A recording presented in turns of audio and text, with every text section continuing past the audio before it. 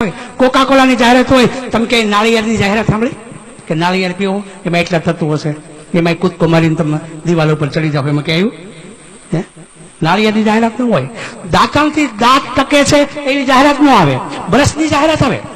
અને બ્રશ આપણે એવા ઘસ્યા ને કે નકરા બ્રશ વધ્યા, દાંત વી ગયા, બ્રશ નકરા વધ્યા. પણ કોઈ દાંતણની થોડી જાહેરાત દે, કોઈ શેરડીના રસની જાહેરાત દે? મિત્રો શેરડીના રસની જાહેરાત દે? અરે મિત્રો, એક પેપ્સી પીવો ને, એક પેપ્સી એટલે આપણી કિડની 70 લીટર પાણી ફિલ્ટર કરે ત્યારે એ કચરો નીકળે.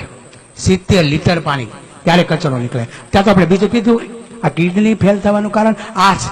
તો સારી વસ્તુ પીએ, સારી વસ્તુ ખાઈએ તો કાંઈ વાંધો આવતો નથી. એટલે પહેલું મેં કીધું વરસાદનું પાણી પીવો, ચોખ્ખું દૂધ, અને ત્રીજી વાત કરી ચોખ્ખું તેલ.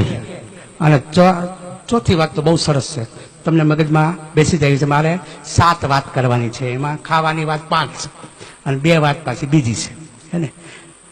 મારી ઘરે એકવાર એક ભાઈ આવ્યા, તમે કિસાન સંઘમાં કામ કરો છો? મેં કીધું હા. એટલે બદામનું પાન લીધું, પાન લઈને સાદું પાણી નાખ્યું, અને પછી એની પાસે એક દ્રાવણ હતું, એના 2 ટીપા પાડ્યા. એટલે મારી નજર સામે એ પાણી પેલા પાનમાં જતું રહ્યું. મને કે કાંઈ સાહેબ સમજાણો? મેં કીધું શું?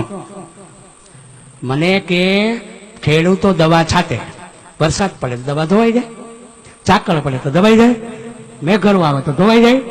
એને કયો દવા ગમે એ છાંટે, પણ અમારું આ લિક્વિડ નાખે. સમજાણો તમને? હવે તમામ દવામાં એ લિક્વિડ આવે છે. એટલે પેલા ભણવામાં આવતું કે શાકભાજી ધોઈને ખાવા, હવે ધોઈને હું ખાવા? અંદર જ દવા છે. મેં કીધું આ દવા અંદર જાય એટલે શું થાય?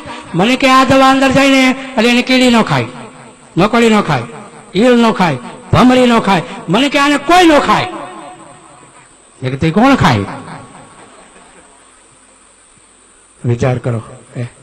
આપણને માનવ જાતને ખબર નથી શું ખવાય ને શું ન ખવાય. મિત્રો, આપણે બુદ્ધિ વગરની ભેંસને ગણીએ છીએ. ભેંસને આપણે બુદ્ધિ વગરની ગણીએ છીએ. કોક દી કખતરો કરજો, અંધારે ગમાણીમાં બાંધવાની, અંધારે કોઈ ભાડે નહીં એમ બાંધવાની. પછી એને ખાવા માટે અંધારે રજકો નાખવાનો રાતે 12 વાગે, અને અંદર એક જ પાન આકડાનું નાખવાનું, એક જ પાન. તમે જો સવારે જોશો શું હોય છે? આકડન પાન પડ્યું છે, રજકો ખાઈ ગયો છે. મારે કહેવાનું એટલું છે કે બુદ્ધિ વગરની ભેંસને રાતના 12 વાગ્યે અંધારામાં ખબર પડે છે કે શું ખવાય ને શું ન ખવાય. એટલી માનવને ખબર પડે, ધોળાદીએ ખબર પડે. અને જો ખબર પડે તો 100 વર્ષ જીવી શકાય, 100 વર્ષ જીવી શકાય. ઘરે થોડીક જગ્યા કરો. હું મારો દાવો છે, સમજો, 10 બાય 10 ફૂટની જગ્યા હોય ને ઘરનું શાકભાજી ક્યારે થાય. અને ઘરનું શાકભાજી ખાવ, બીમારી કોઈ દિવસ ના આવે. ઇઝરાયલ માત્ર 1 ફૂટ જમીનમાં, સમજો, 1 ફૂટ જમીનમાં ઘરનું શાકભાજી ઘરે કરે છે. ઘરનું શાકભાજી ઘરે કરે છે. કેવી રીતે? 6 ઇંચ કે 8 ઇંચનો એક પાઇપ લે, પ્લાસ્ટિકનો, આમ ઉભો કરી દેવાનો. એક કાણું અહીં પડે, એક અહીં પડે, એક અહીં પડે, એમ અલગ કાણા પાડે. પછી એની અંદર માટી ભરી દેવાની અને ખાતર નાખી દેવાનું. આ એક રીંગણીનો છોડ હોય, મરચીનો હોય, ઉપર કારેલા દુધિયાના એવા છોડ હોય, એવા છેક સુધી છોડ વાવી દેવાના. ઇઝરાયલમાં તમામ મકાન ઉપર માથે પ્લાસ્ટિક નાખી દેવું ફરજિયાત છે. એટલે મેઘરવો પડે ને એ સવારે 1-1.5 લીટર પાણી ભેગું થાય. એ પાણી આ પાઇપમાં નાખે એટલે આખો દિવસમાં બધું પી જાય, અને સવારે 1/2 લીટર તોય નીતરે. એ ફૂલ છોડને નાખે. ઇઝરાયલના તમામ લોકો ઘરનું શાકભાજી ઘેરે પેદા કરી લે છે, એટલે એના ખેતરનું શાકભાજી બીજે દિવસે હેલિકોપ્ટરમાં જાય અને અમેરિકામાં વેચાય છે. આપણે ઘરનું શાકભાજી ઘેરે ન કરી શકીએ? મારે ઘરનું શાકભાજી ઘેરે થાય છે, અને કોકને આપી શકાય એટલું થાય છે. આવજો મારી ઘરે, બ્રાહ્મણ સોસાયટીમાં અમરેલીમાં રહું છું. એવું સરસ મીઠું થાય છે. મને ખબર છે ઉનાળામાં આપણે રીંગણા ના ખાઈએ, પણ ઘરના હોય પાણી પાતા હોય ને તો થાય છે, ખવાય એ રીંગણા. 2 જ છોડ રીંગણીના વાવો. હવે તો એવું બિયારણ નીકળેલું, કટિયું બિયારણ.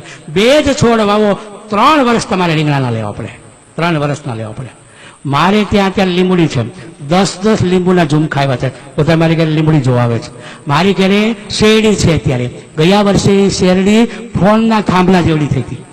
એવડી મોટી શેરડી દીધી. અમે રવિવારે બધા કામ કરીએ અને પછી શેરડી ખાઈ તમે જો વિચાર કરો, આપણે શું કર્યું ખબર છે? કામ કરવાનું બંધ કર્યું, પછી બીમાર પડીએ એટલે યોગાસન કરીએ, હવળા હવળા વળખાઈ હાલવા જાય, પરસેવે રેપઝેપ થઈ જાય.